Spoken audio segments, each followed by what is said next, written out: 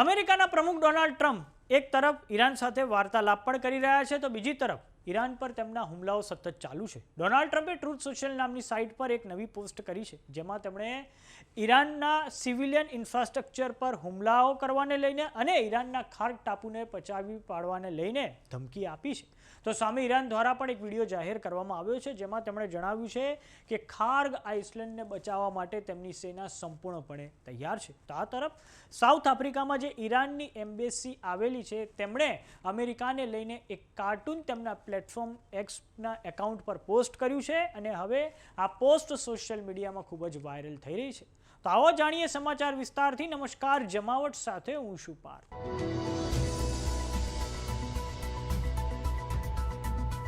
Iran યુદ્ધ તેની ભયાનકતાની નવી ચરમસીમાએ પહોંચ્યું છે. થોડાક સમય અગાઉ ઇઝરાયલ અને અમેરિકા દ્વારા ઈરાનમાં આવેલી યુનિવર્સિટીઓને ટાર્ગેટ કરવામાં આવી હતી. બીજી તરફ ઈરાન દ્વારા ઇઝરાયલમાં આવેલા સિવિલિયન ઇન્ફ્રાસ્ટ્રક્ચરને ટાર્ગેટ કરવામાં આવ્યું છે. તો હવે અમેરિકાના પ્રમુખ ડોનાલ્ડ ટ્રમ્પ દ્વારા ટ્રુથ સોશિયલ નામની સાઇટ પર ઈરાન માટે હવે તેમણે એક ચીમકી ઉચ્ચારી છે. સૌપ્રથમ દર્શક મિત્રો આપણે ડોનાલ્ડ ટ્રમ્પની પોસ્ટ પર નજર કરીએ તો ડોનાલ્ડ ટ્રમ્પ દ્વારા લખવામાં આવ્યું છે કે the United States of America is in serious discussions with new and more reasonable regime to end our military operations in Iran. America હાલમાં ઈરાનના જે નવી રેજીમ છે એટલે કે નવી સરકાર છે તેમની સાથે હાલમાં તે વાર્તાલાપ કરી રહ્યું છે અને તેમનો હેતુ એ છે કે ઈરાનમાં જે મિલિટરી કોમ્બેટ ઓપરેશન ચાલી રહ્યું છે તેનો અંત આવે. આ પછી ડોનાલ્ડ ટ્રમ્પ આગળ લખે છે કે great progress has been made out if for any reason a deal is not shortly reached, which it probably will be, and if the Hormuz Strait is not immediately open for business, we will conclude our lovely stay in Iran by blowing up and completely obliterating all of their electric generating plants, oil wells and Kharg Island, and possibly all desalination plants which we have proposefully not yet touched.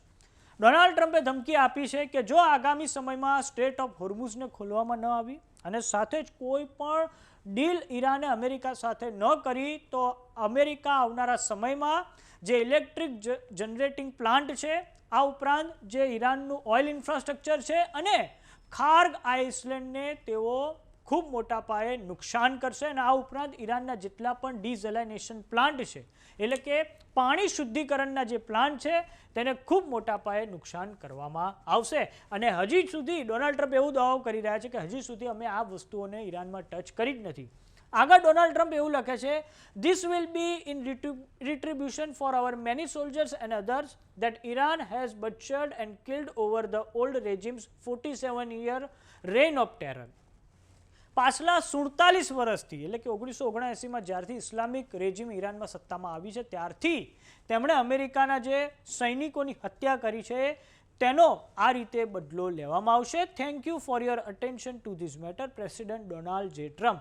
આમ Donald ટ્રમ્પે હવે ઈરાનના electric generating plant છે એના oil Wales છે એટલે કે એનું ઓઇલ ઇન્ફ્રાસ્ટ્રક્ચર છે અને ખાર્ગ આઇસલેન્ડને ખૂબ મોટો હુમલો કરવાની એમણે ધમકી આપી છે.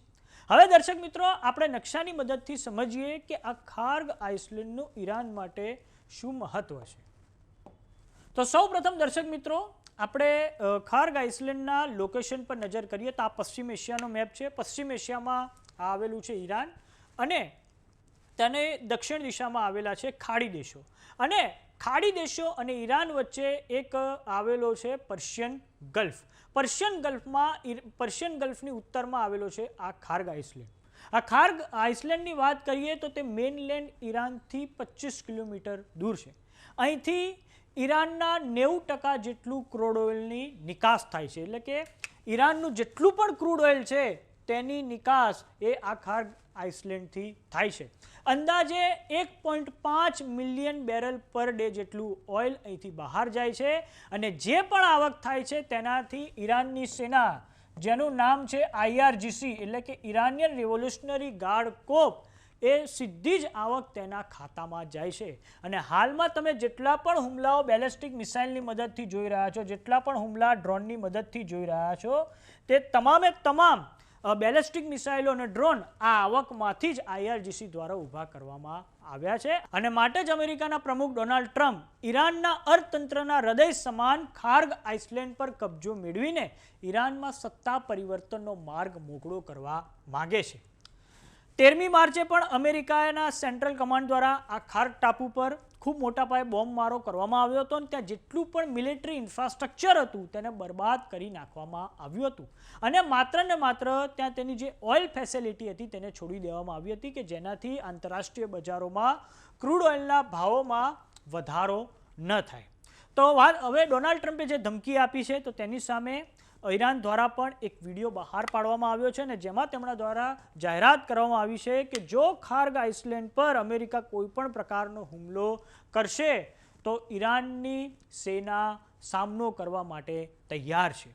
હવે દર્શક મિત્રો આપણે વાત કરીએ સાઉથ આફ્રિકામાં આવેલી ઈરાનિયન એમ્બેસીએ આ એક કાર્ટૂન તેમના પ્લેટફોર્મ એક્સના એકાઉન્ટ પર શેર કર્યું છે અને જેમાં તેમણે આ કાર્ટૂન સોશિયલ મીડિયા પર ખૂબ જ વાયરલ થઈ રહ્યું છે. આ કાર્ટૂનમાં એવું લખવામાં આવ્યું છે કે they are hammering the nails into there on coffin, એટલે કે અમેરિકા તેની કબર પોતે જ એ બનાવી રહ્યું છે. આમ ઈરાન દ્વારા હવે એણે નેરેટિવ એવો સેટ કર્યો છે કે જો અમેરિકા જમીની સ્તરે આક્રમણ કરશે તો ઈરાનની સેના એટલે કે IRGC અમેરિકાને ખૂબ આક્રમક જવાબ આપશે અને આ માટે ઈરાન દ્વારા સંપૂર્ણપણે તૈયારીઓ કરી લેવામાં આવી છે અને આંતરરાષ્ટ્રીય ન્યૂઝ એજન્સીઓ અનુસાર ઈરાને અમેરિકાના સંભવિત જમીની આક્રમણની સામે પોતાના ત્યાં 10 લાખ જેટલા સૈનિકોને ભેગા કરીને રાખ્યા છે. તો હવે જોવાનું એ રહે છે કે આવનારા સમયમાં ઈરાન અને અમેરિકા વચ્ચેનું આ યુદ્ધ કયો નવો વળાંક લેશે. તો સમાચારોમાં અત્યારે બસ આટલું. જોતા રહો જમાવટ. જો તમે અમને YouTube પર જોઈ રહ્યા તો સબસ્ક્રાઇબ કરો, જો તમે અમને Facebook પર જોઈ રહ્યા તો ફોલો કરો, સાથે જ અમારી WhatsApp ચેનલ આવી ગઈ છે, જોઈન કરવાનું ના ભૂલતા. નમસ્કાર.